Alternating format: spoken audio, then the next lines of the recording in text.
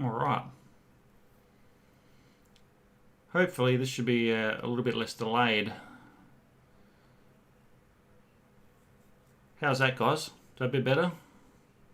Hopefully everyone will come over.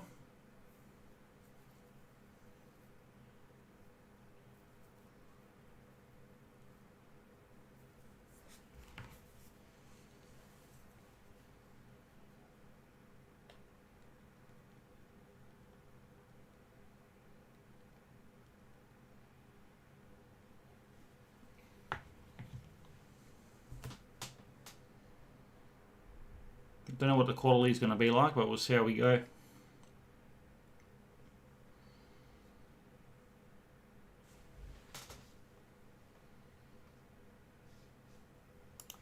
Alright, is the delay better, everyone? Hopefully you're all back over here. I see you're all slowly coming over.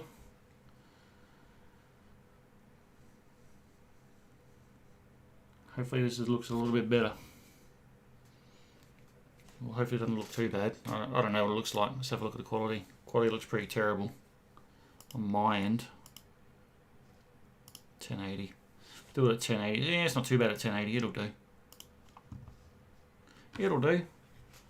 Look at S. How you going? Not bad, man. Yourself? What's been happening? Just had to restart the stream. Having a few technical issues. So hopefully it's not delayed super delayed. So it's good. Is that much better? There's not so much delay now.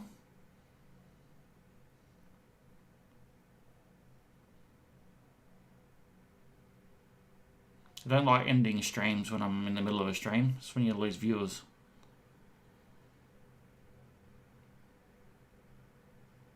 No problem. Good. Sweet. Awesome.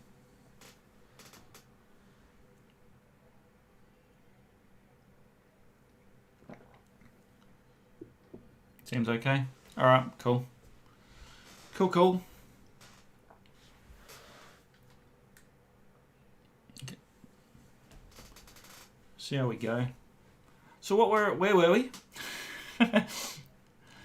We're talking about the mods. Yeah. So I said the 90 series was on a 3-inch total lift. That's what I was saying. So 2 on the suspension and obviously 1 inch in the tyres. And that gave me huge clearance. Plus the fact that I had that suspension and it gave me a lot more flex too. Especially with the upper arms, I had a lot more droop. So I wasn't spinning tyres, made it much more capable off-road. So if you're looking at next step on your modifications, if you want a bit more droop, I would go the SPC upper control arms. And then once I sort out this lower control arm upgrade for you guys, then I would chuck that in on the 90 as well. And that should allow you to fit 33s while retaining your front mud flaps. Fingers crossed.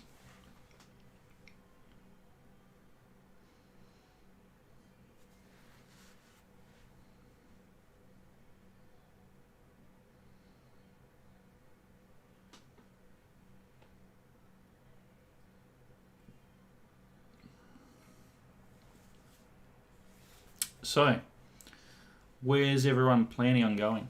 What tire size you got on 90 without rubbing? 265, 75, 16. I think you can do that without removing your mud flaps. I think. With a decent wheel alignment, you'll probably be able to pull that off.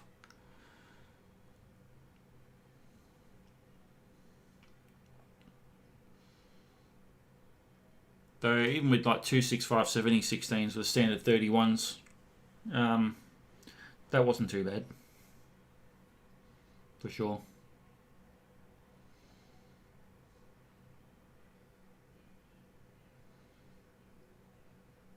I didn't think I'd be live streaming tonight, but hey, you know, here we are.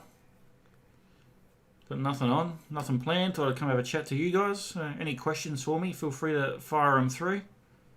90 series related, 80 series related, whatever you want, go for it. Track questions, no worries, send them through, man. Ask away. Finish this one, doing Rawnsley and Bendelby. Haven't you already been to Bendelby? You going back for round 2? Rawnsley Park I've heard of, but I haven't been in there, and I hear it's pretty tame. More like a scenic drive than anything.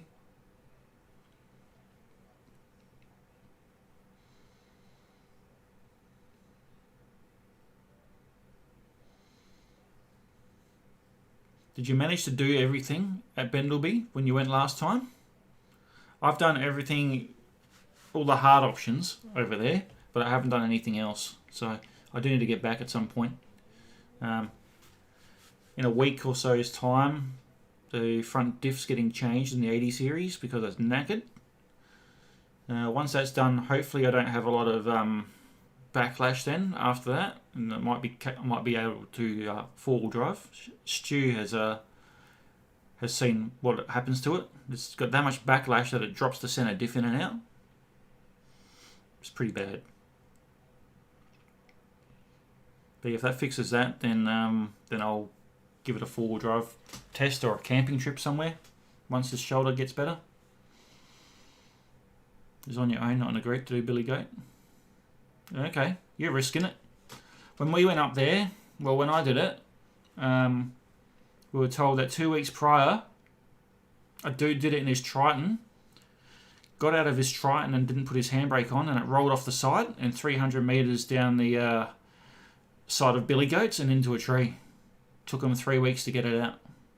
So, yeah, be careful, because the handbrakes don't work in Toyotas. Speaking of where to go, just came down from Queensland. Was top 3 4-wheel drive destinations to do an SA. Need some ideas. Okay, nice. Top 3. I would say Border Track's worth doing. That's not bad. That's a good fun one. Would you move down here or are you just travelling? Excuse me. Oh.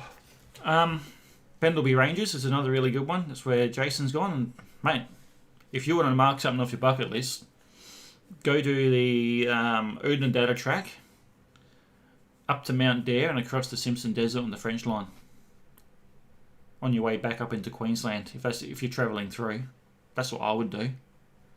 Because then you got Dalhousie Springs, which is a natural hot water spring. Beautiful to swim in, hey. It's like so good. I'll definitely be doing that again. You saw the guys from Sidetrack pull a car out of it. Oh, really? I haven't watched much of their stuff. I've seen a little bit, but... Thomas Phillips, aftermarket exhaust Weatherford 90. Yes, definitely. 100%. If you're doing your aftermarket exhaust, what I put on mine? 2.5 inch. I had a custom white pipe made up. In 2.5 inch to the 2.5 inch to the back, I had a hot dog. What did I put in it? Yeah, hot dog and a muffler. So I had a hot dog and a muffler together, and then I had a pipe side exit out the back. That's how I did mine, and it sounded good. Wasn't too loud. You could have a conversation in the car still. But if you're doing your exhaust, do your snorkel at the same time. You improve your fuel economy tenfold. Didn't see your message, you retracted it, but okay. Can I read it? Nope. Yeah, no worries, Luca. Easy, bud. Yeah, that's how I would do it. If you come down there, so go to the Border Track, then do Bendelby's, and then if you're heading back into Queensland, definitely do Oodnadatta track. There's a place up there I haven't been to yet. It's called Coward Springs. Oh, excuse me. That was closed last time I went up there due to floods on the track, so I can only do half the Oodnadatta track. But if you want a campsite up there, I can pin you on a campsite if you have HEMA maps. It's not a problem. It's a free camp too. That's what you want to do? Well, let me get better first. What I might do, if you're based in SA, I might get a group of us together and we'll go and do it, and I'll film it for YouTube.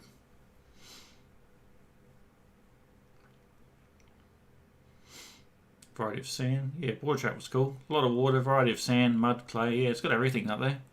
If the Victorian border wasn't closed and you got Red Bluff Campground off to the left, that's a really nice campsite too.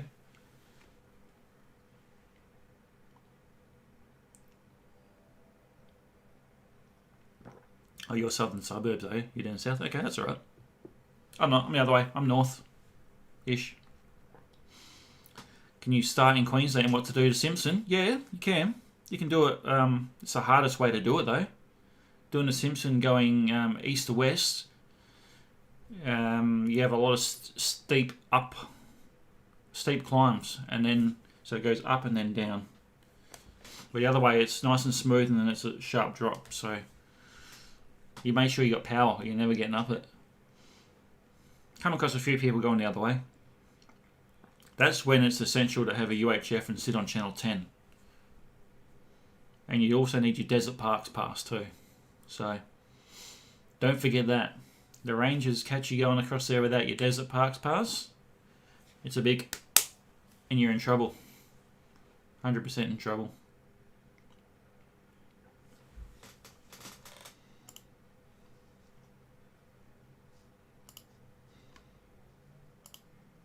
Just fixing some settings up here, guys, that I didn't change when I started the stream back up. Kind of annoying.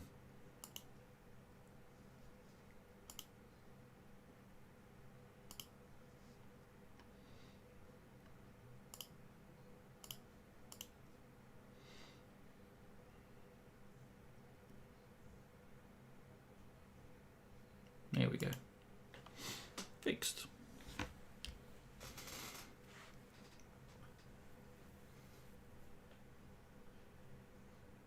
See, I didn't catch, Luca, if you were just travelling through or not, mate. Don't think it said. You haven't said. There you go. You're in when we do Simpson? Yeah, mate, no worries. Easy enough. We can do that. I'm down. Got a decent group. Hopefully some of you can operate a camera pretty well. That's the thing I found, is doing YouTube, you don't get a lot of footage of yourself. I did a little bit of a test. So you'll see my next video coming out next Sunday, which is a bit of a walk around on the 80 series. I ran the camera myself, and it looks pretty good. So I'll get fit, just to say that, if I'm doing solo trips. How much did my exhaust cost me? 850. Mild still. I actually got to put a new exhaust system on the 80 series. That's getting done in a couple of weeks as well. Just getting a new set of extractors and exhaust on it. Still got to chat to the exhaust shop to whether I go a 2.5 or a 3-inch for the diesel. If I go 3-inch, I'm kind of future-proofing myself if I decide to go turbo, but I also don't want to kill the performance of the engine, because it's as slug as it is at the moment. So if I have to go 2.5, I'll go 2.5. But yeah, any exhaust shop will be able to do it, dude. Just if you're going to get an exhaust done, tell them you want it mandrel bent, not press bent, and that's what I've got to specify. So it'll probably cost me a little bit more again, but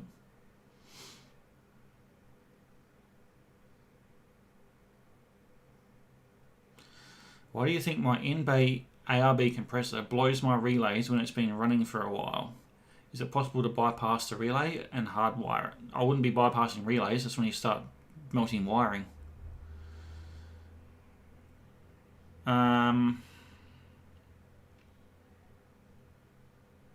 I'll get to your question in a minute, Luca. Is yours the twin output one? The twin ARB? Because those tend to melt plugs and stuff. I don't have that. I've got the single ARB compressor in mine.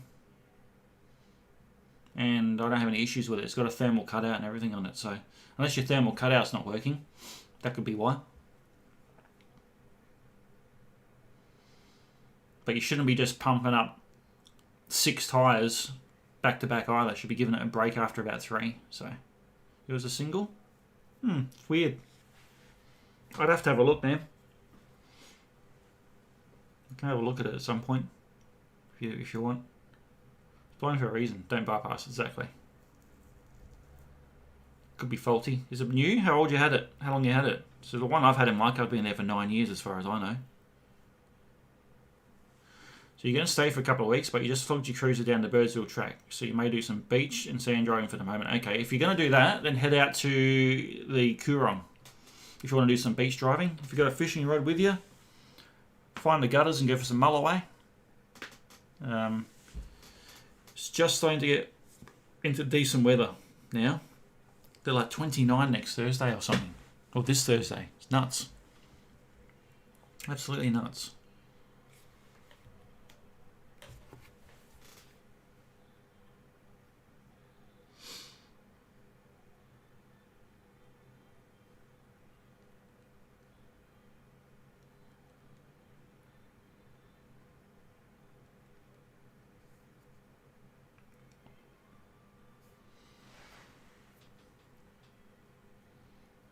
Robe Beachport. I haven't done Robe to Beachport yet. I'd like to, but again, this freaking thing getting better. Like, I've got a bit more movement, so I'm on some pretty strong painkillers at the moment though too.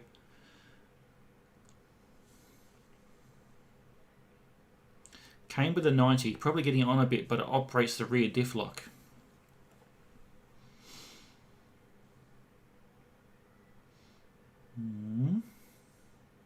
Coorong? Yeah, man, Coorong. Enter either by 42 mile or 28 mile.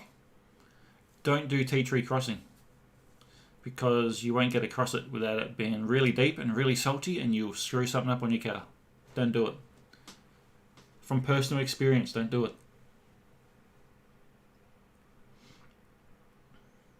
Have you looked at the TJM on board? That's what I had. That thing was awesome. Pity I couldn't get out of the car. Let me have a look here. Boop. Still a bit of a switcheroo here.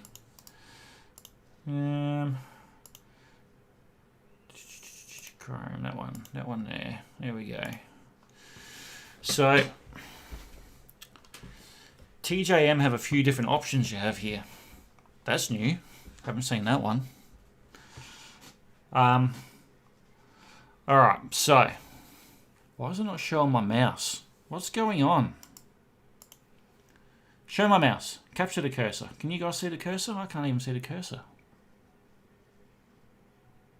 It's on crack. Okay. If you're not showing me the cursor, no, whatever. Anyway, so I had this one here.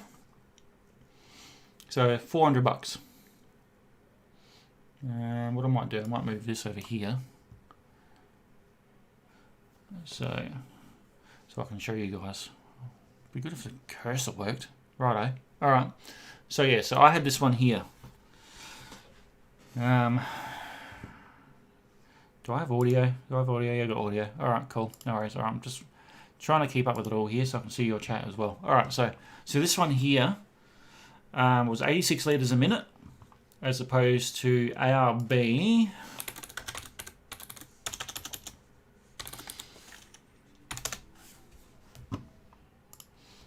Let me have a look at theirs when we get there.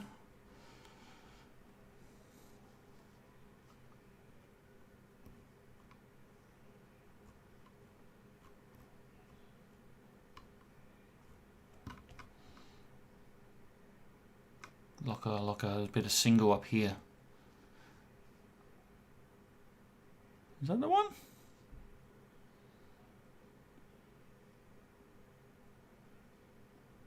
How many litres a minute is this one? This has got air locker as well. Yeah, that's the onboard.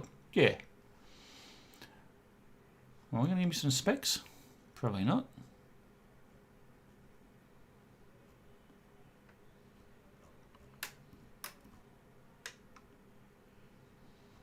Righto. Well, they don't give you any specs on it. I have a feeling that was like 79 litres a minute anyway on that ARB for that one, because that's what I've got. I've got that one there. So, TJM one here though is 86 litres a minute, and it's got a built-in fan. Not only that, you can actually pull the air out of it because it's got a built-in air tank. It's like a 1 litre air tank in it, and this will take lockers as well. And you just pull that there to drain the air out of the tank so it doesn't rust. But yeah, that was pretty good. So, pretty sure it was a 1 litre. Sorry, 0.23 litre integrated air tank. There you go. So, I still have my TJM inflation kit with mine, And what I did was I just changed the fitting on the air compressor so I could run my TJM inflation kit, because the ARB one's useless. Absolutely useless. Just an airline, that's it. So I have this kit here, which is like $80 for the inflation kit. And that one was great. So not a problem. It's good. That's what I use on that compressor. Works fine. And then you got to buy your airline kit too, obviously, and then because you've got that, then you got to buy the fitting here. So the 1.8 BS, not that one. It's a Nitto fitting anyway. So that's what I recommend. The Sherpa air compressor. No, we'll have a look at it though.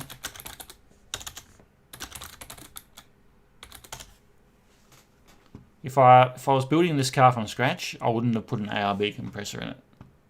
But that's just my personal preference. You're talking about this Sherpa air compressor? This big portable thing? See, they're massive. That you can't vehicle mount. It's huge. I had something similar to this when I started. I had the Hulk 4x4 one.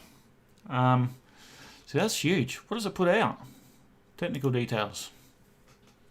It has a 90 psi operating range with a 120 cutoff. 60 psi on, 90 off. 120 psi relief valve. Far out. Draws enough amps, doesn't it? 94 amps at 80 psi. 97 amps at 50. That's a huge amp draw, dude. No. Man, you have to run some real thick wiring if you had that down the back of your vehicle, hey? Some real thick wiring. That's massive. I would spend the extra 2 or 3 minutes, man, powering up without having to draw that much amps. What's the ARB do? Tell me what their amp draw is.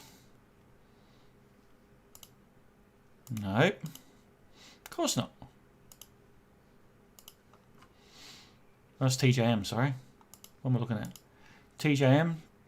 I think TJM, because I've got a tester for Anderson plugs, because I ran one on an Anderson plug and I put it between it. I think it was only like 3 or 4 amps. It wasn't much. And obviously, ARB aren't going to tell you. But yeah, I've even seen the Thumper, the King's Thumper pulls 90 odd amps. It's ridiculous. Sean G, how are you? But Bull Bar, best for mod for safety? Oh, for sure. 100%.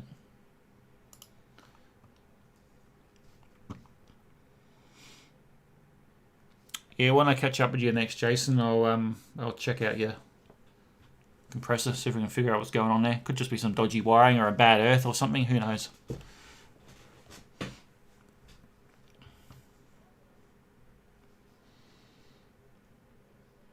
.40 amp fuse rating. Oh, there you go. If it pulls more than 40 amps, you've got a problem. That's on a TJM. I would think the ARB will be about the same. I think the ARB had a, what's my mate saying, 20 amp fuse or something in it? But then his was melting wiring as well. So anyway, I'll flick this back over here. Pew! There we go.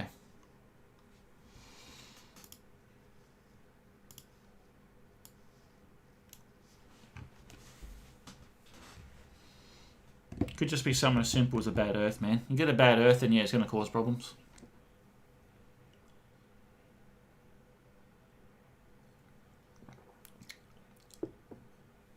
So, anyone, yeah, so Sherpa air compressor. Yeah, see, like I had a Hulk one, which is very similar, and it only lasted not even 12 months, I believe. And then it just died. What happened is it wasn't, I was getting back pressure into the compressor and it wasn't allowing me to pump it up. I'd have to start the compressor first because it was only on an on-off switch and then whack it onto the tyre to get it to start pumping up. If I put it on the tyre first and then turned it on, it wouldn't pump. So, speed and power. What do I think about the 80 series Land Cruiser? Oh no, Luke's back. Hello Luke, how are you, bud? The 80, I haven't done any trips in it yet, so I don't know.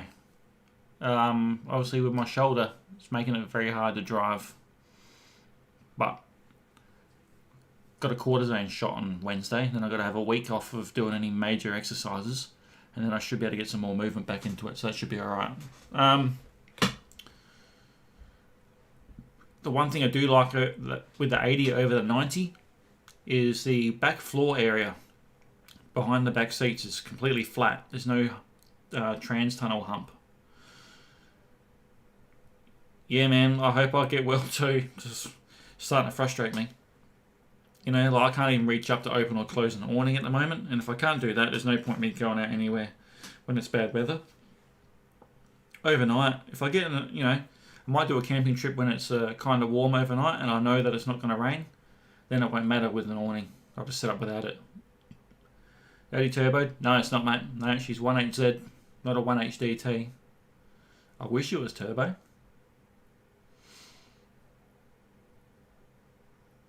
I wish it was. But yeah, regarding like movement at the moment, why have I moved this over here? No, it's probably better though over there. That's better. I can look at the. Why didn't I think of that last time? I'm silly, aren't I? Should have had the screen there. So you just seen a post on Facebook asking what the last thing you ate was. Oh, God, is your wife a good answer? No. No, it's not. Keep it clean, brother. Keep it clean. There's young peoples here.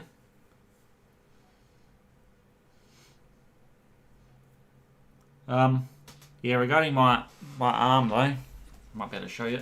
So today I'm getting this much movement out of it. Yesterday I had this much movement out of it. So the fact that I'm getting some movement out of it now that I'm on stronger painkillers is better. But still lifting hurts like hell at the moment. It's not good. So I'm probably going to have to go to the gym or something and do some strengthening exercises once I got movement back in. Unfortunately, that's what I'll be put down to. Is that probably hydrotherapy, I've been told by my physio, under supervision of another physiotherapist. So, but yeah, look, the 80s got extractors and exhaust on it at the moment, though they're about 9 years old and they're very rusty. So that's all getting replaced. I'm just going back with extractors and exhaust again. Because the exhaust is getting louder and I'm starting to lose power. So I'm going to do maybe like a before and after on the exhaust, just as a comparison, and we'll go there. So go there and check it out. There'll be another video for the old YouTube. Yeah, I'm glad I'm getting some sort of movement back into my shoulder though.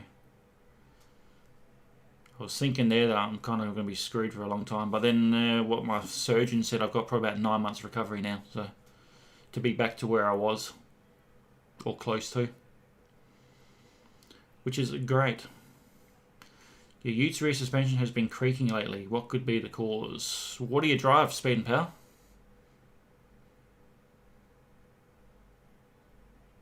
You like the cargo barrier? Thanks, mate. It's 100 series cargo barrier and an 80 series.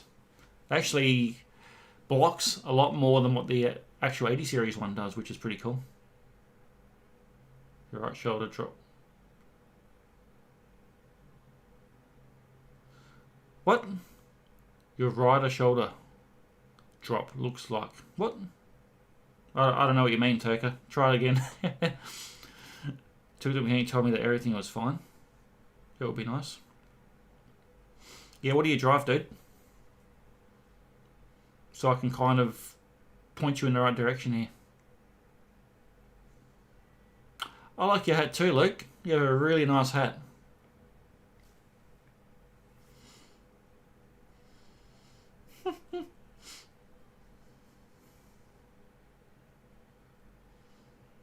I know Luke would now say that one of his top 3 modifications would be his rear locker. You use the Hilux? What suspension do you got in it, bud? What brand? And do you have parabolic springs in the rear?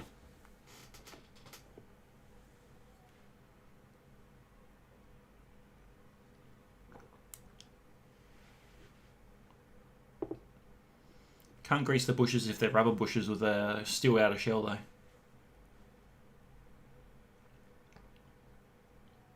I'm leaning on a chair. That's all I'm doing. See if I do it this way. But yeah, my right hand, I've always had the right drop in my shoulder. If I sit up, because that's my right's always dropped. That's normal for me. It's stock, and you've got a creak. Was it creaking under flex?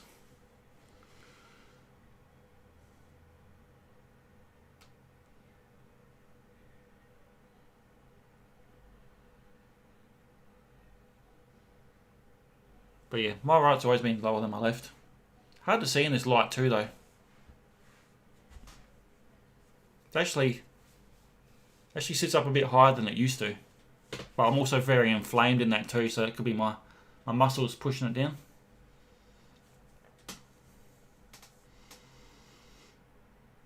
But creaking as well. Your problem with your 200 series. I'm wondering if you can help me. I can't help you, mate. You own a 200 series. No one can help you. You could sell it for $120,000 though. Isn't that what everyone else is doing?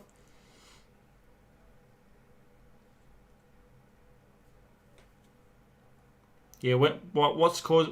When does it creak? It's too powerful. It's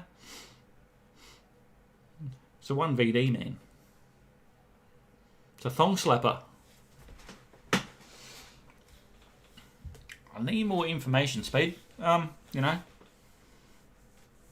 When does it do it? How much weight are you carrying? All that stuff. Usually, obviously, in the rear, it's just leaf sprung on those in a Hilux. So, creaking could be anything. Really. It's random? Okay. Oh. How old are the leaf springs? You're saying it's stock, so if they're standard leaf springs, sometimes it's fun. So in your leaf springs, you have kind of, let me see if I can find it. Let me see if I can find it. Give me a sec.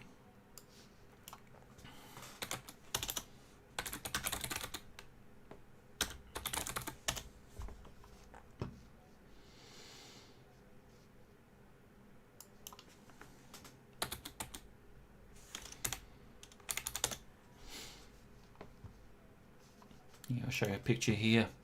Give me a sec to switch her over here. That one. Okay, of course. No, not going to show up, is it? Why you do this to me? Because it's looking at that one. Why can't you just show Chrome? Alright. So in your leaf spring, in this picture here,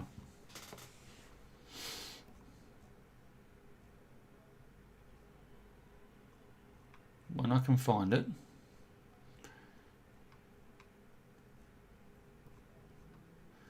they have these here called polyurethane spring tip bushings, right? So they're hidden between each leaf. If they're not there, then they'll cause a creaking. They're for newer vehicles.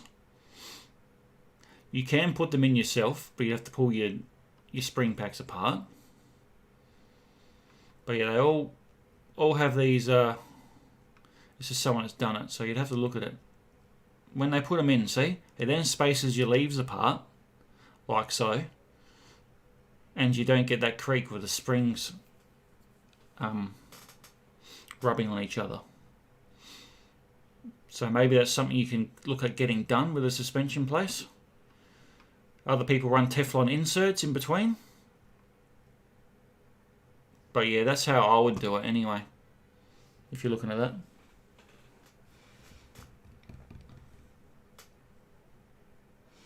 Do I miss Uncle Pete? Yeah, I miss Uncle Pete. I still speak to him regularly though.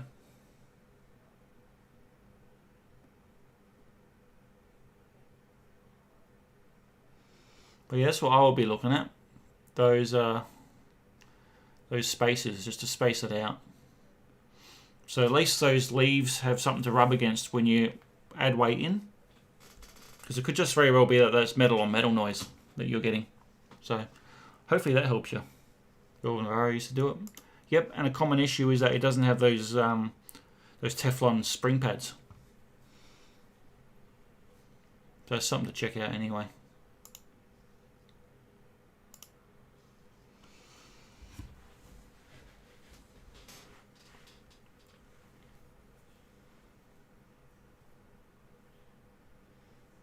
So maybe get it down to a suspension place and get them to either add them in for you, or maybe a new set of springs might be required because they're just that old that they're knackered. Could have anything. Could have a cracked spring leaf, a cracked leaf or something in there. You just don't know, not until you pull it all apart.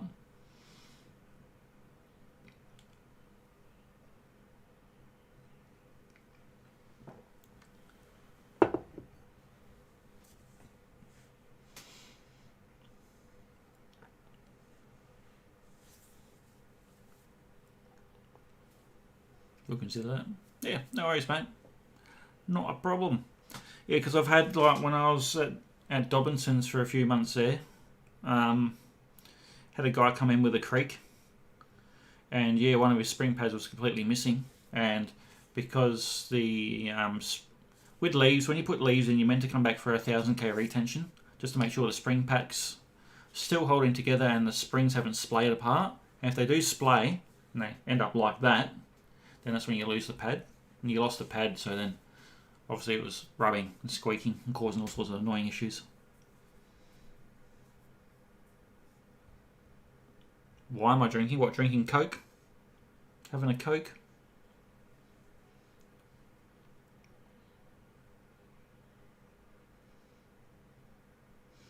Oh, I know. Your filter and battery and handbrake lights came on today. Yes, definitely the alternator. Get a multimeter. Start your car, put a multimeter across the battery and see what voltage it's at. If it's not at about 13.3 or above, then you've got alternator issues. 100%. Alternator should charge between 13.8 and 14.4 volts.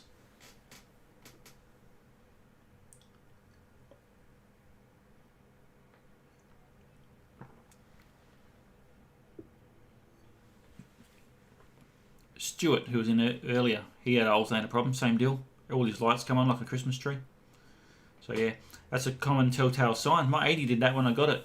And I had to put another alternator in it. It was the first thing I had to do. The alternator was knackered. I've got the old one in the shed and I'm going to rebuild it when I can do it again. 2 miles from your house there is a place that has lots of off-road trails.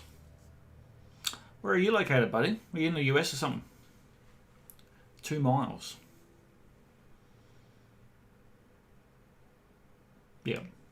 Yeah, so just if you want to know, just for your own peace of mind, start her up and chuck a multimeter across the battery and see what your voltage comes at. Put on 20 volts DC on your multimeter. Off you go, man. That will tell you. Mine was at like 12.1, so it wasn't even charging the battery, just running straight off the battery. Oh, you live in the Middle East. Okay, that's cool. Something different.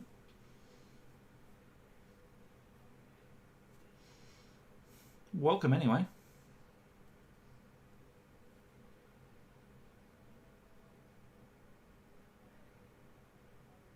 Yeah, man, get out on the tracks.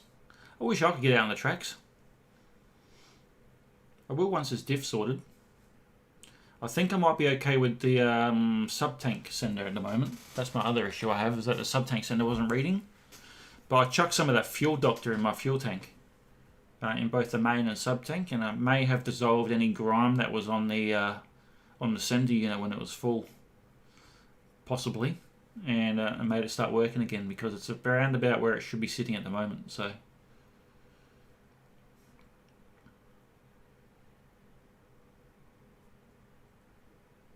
bummer most people don't go off-road. Oh yeah, they're missing out, aren't they? Hey, leave the off-road to us guys to go and check out all the cool places. Uncle's got 200 series. It's sitting in his garage. Really? Should take that. Luke's got a 200 series. He loves the thing. He drives that pretty hard. Not meant to be driven hard, but he drives it hard. Don't you, Lukey?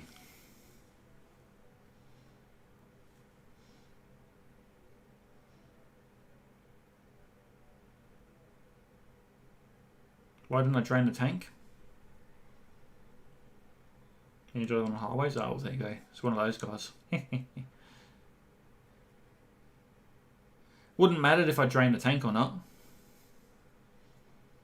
The sender unit's at the top, but the sender units, I'd have to go get my spare one and show you. Give me a sec. I'll go grab the spare one, guys. Give me a sec. I'll explain it.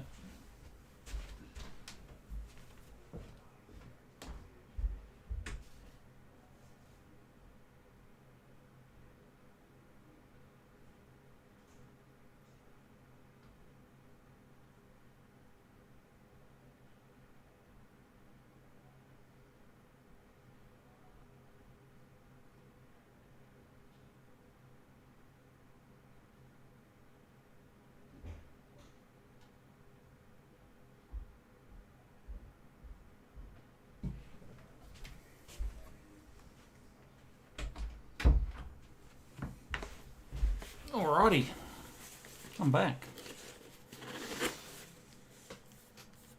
Your main tank sender never worked when you got it. Does it work now? Obviously, you've been driven hard on that thing.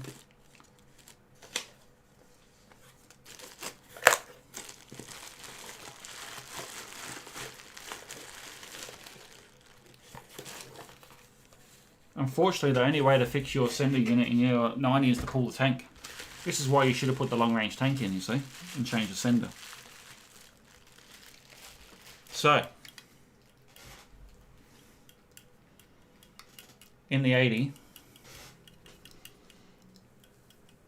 you have, this is the sender unit, which operates on this lever with a resistor inside. That's right at the top of the tank.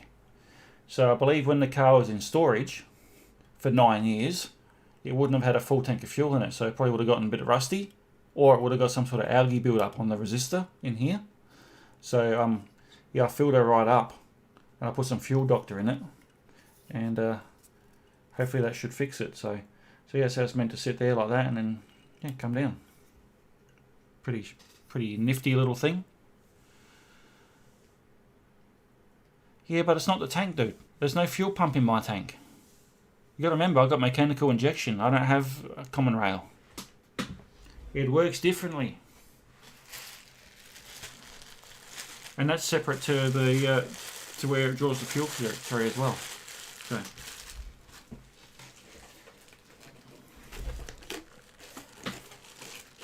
Honda Ridgeline. Nope, never heard of it. Don't get that here.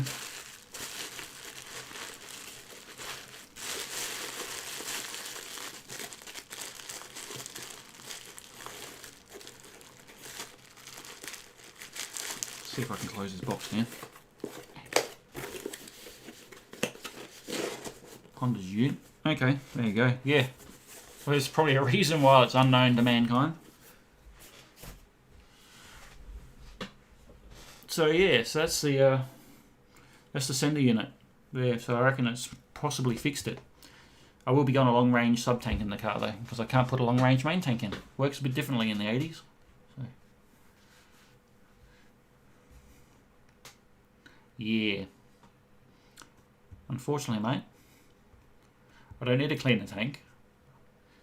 I've already put a new fuel filter through it, and next service will get another new fuel filter actually sitting in my drawer.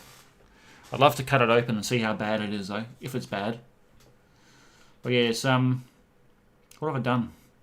Done 1,000 Ks in the 80 series in 3 months. So I haven't driven much. 3 months? June. Oh, yeah, almost 3 months. Bought it mid-June, I reckon.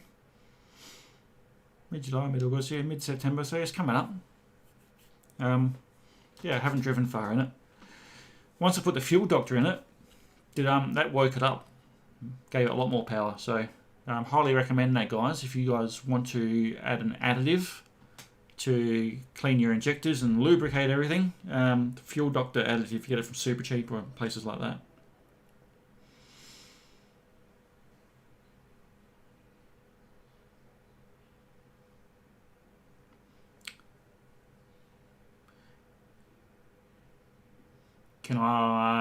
Can I work with engines? As in what? Rebuild them? I do my own servicing, if that's what you're talking about, when I have a functional shoulder.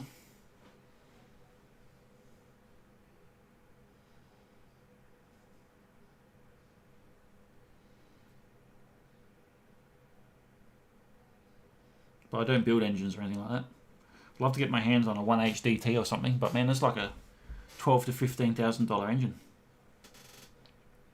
Tuning? Nah, I don't tune. No, mate, I'll leave that to someone else. That way, if they blow it up, they're liable. Do a video on your 200.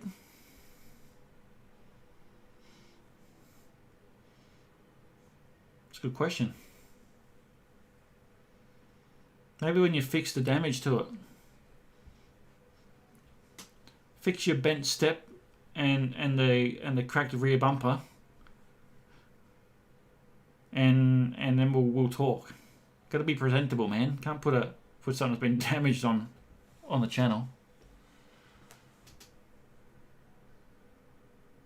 The main issue, I put it in there. Well, it prevents it anyway, but the car had been sitting for 9 years, so I didn't know what the state of the tanks were in. The fuel doctor, also, besides the bacteria and the fungi you'll get in the tank, it also absorbs any water and it burns it through the combustion cycle. So fuel doctor were around cleaning fuel tanks for the service stations years ago before they branched into vehicles. So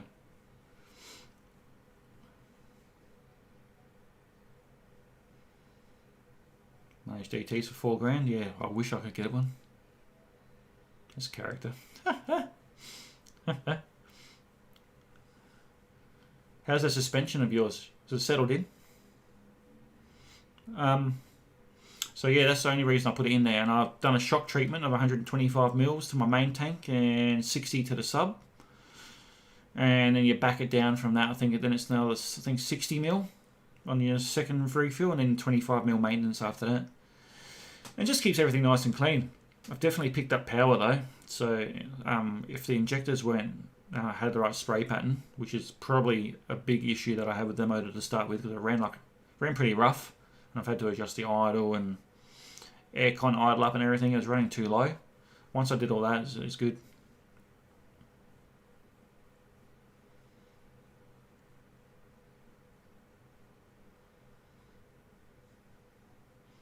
But highly recommend it.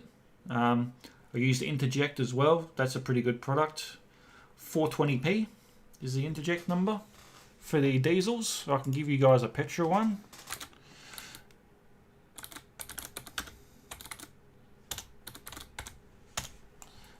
I think it's 418R from memory.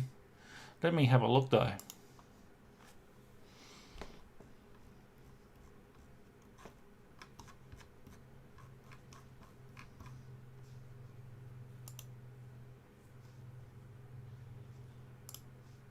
Mm-hmm.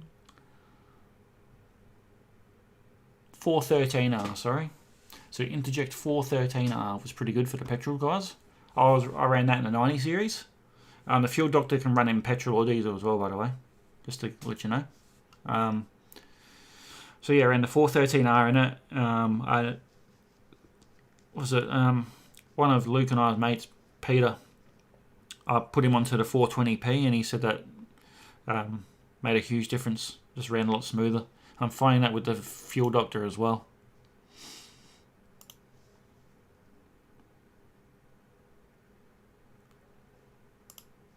I'll show it, because I don't care.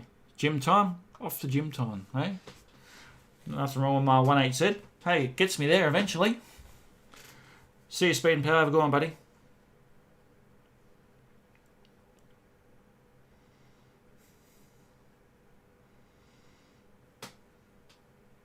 I might not get there fast, but I'll get there eventually. That's what I like to think about the 1.8Z. And you can't complain when the car's in pretty decent nick with all those mods. So I knew it was going to be slow. It is what it is.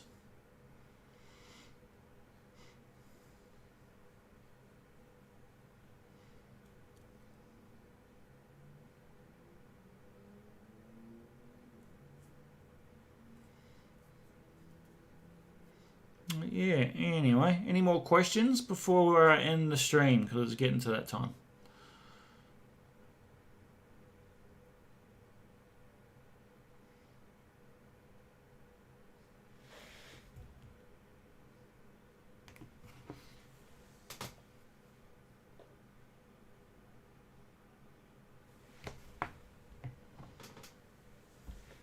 Is it just you, or do all 90 petrols run rich? No, they run rich.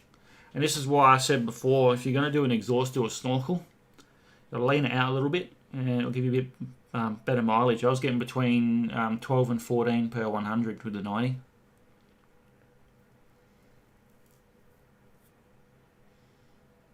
Yeah, reliable as. Can't complain with the 1HDT. 1HDT. You've got a 1HDT, you're going to be doing big end bearings every 100,000 Ks. Because that's just a common issue with them. 1HZs don't have that problem. It's a design problem. So the 1HD FT, they fixed it.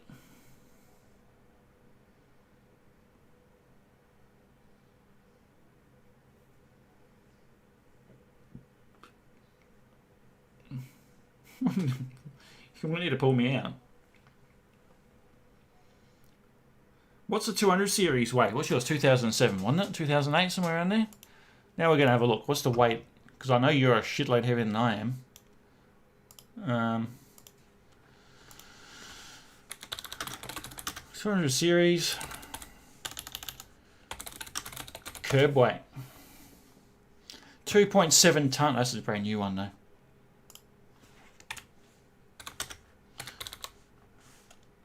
Probably about the same anyway, wouldn't it? Yeah, 2.7 tonne turbo diesel. Yours is a tank, bro. Mine's like 2.2. Well, that's right. You need the thong slapper to make it move. Otherwise, it'd just be a big brick. 2009, was it? No, probably the same anyway. So yours is like first gen 200 series. Yeah, 2705. Around about. And you look at 80 series curb weight. The turbo diesel is 2.2.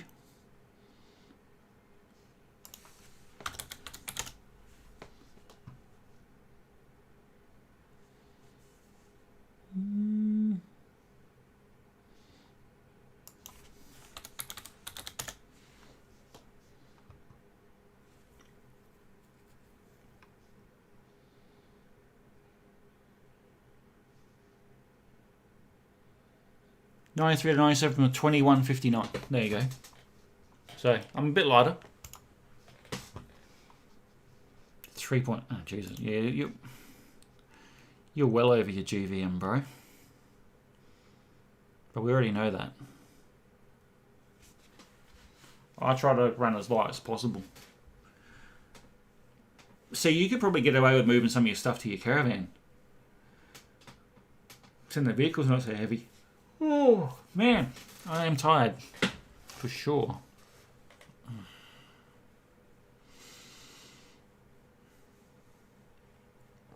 But yeah, Thomas, regarding your 90, do a snorkel, do an exhaust, and make sure you do the Y pipe. So it's from the manifolds back, not from the Y pipe back. And you'll be sweet, not a problem. They run rich as well because they don't have cats, because they're not required by law to have a cat converter. So,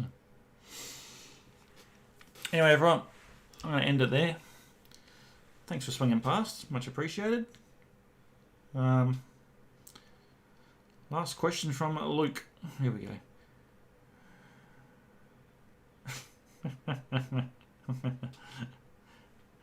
You can answer that how you would like to answer that, because I'm not getting involved.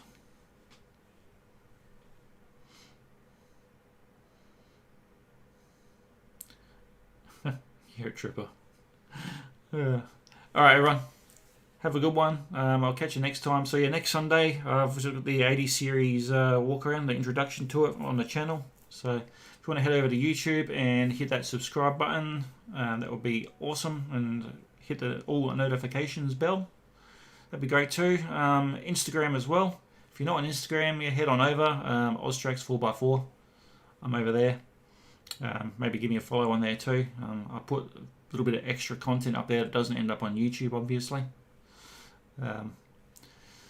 And no worries. Yeah, not a problem, Southern Sun. Easy, bud. When I'm functional again, I will organise a trip with subscribers, I guess. That'll be the best way to do it. So, alright guys, have a good one, and I'll catch you next time, eh? See you later, guys. Take care.